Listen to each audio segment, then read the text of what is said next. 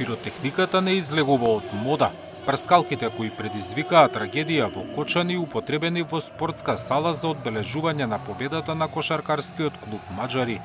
На видеото објавено од клубот, освен конфети се гледаат и трите пиротехнички прскалки, иако нивната употреба е веќе забранета и со закон.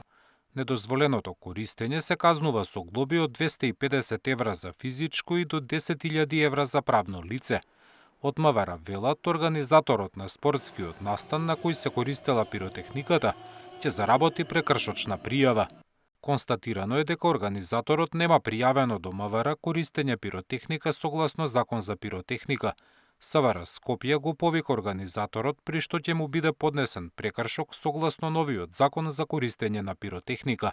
Министерството за спорт апелира до спортските клубови да ги почитуваат законите и да се воздржат од недозволена употреба на пиротехника за време на спортските настани. Треба сите да бидеме одговорни и да бидеме свесни дека секој од нас имаме одговорност после големата трагедија што се случи во Кочани, така да еден апел да до сите оние спортски екипи, федерации да обратат внимание. Ние ќе имаме и состанок координативен со сите председатели на федерациите да им го кажеме ова, да упатат апел и тие писмен до сите клубови и верувам дека ова ненамерна можеби грешка нема да се повтори. Во меѓувреме матурските прослави натераа дел од ноќните клубови кои ги изгубија лиценците за работа по пожарот во Пулс на диво да ги отворат вратите за гости. Родители на матуранти сведочат дека плаќале од 4.500 до 15.000 денари за резервација во неколку скопски дискотеки. Во објектите влегла и полицијата со надлежни инспектори, па повторно ги затвориле. Ќе заработат и казни.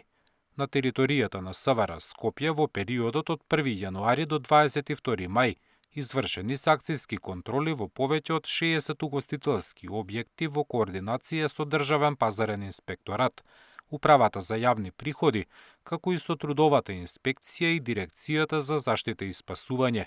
За веќе констатираните прекршувања се водат соодветни постапки. По трагедијата во Кочани, во која загинаа 62 лица, најголем дел од ноќните клубови во Македонија беа затворени. Во Скопје лиценца за работа поседуваат само 2 објекти. Зоран Јаневски, Сител телевизија.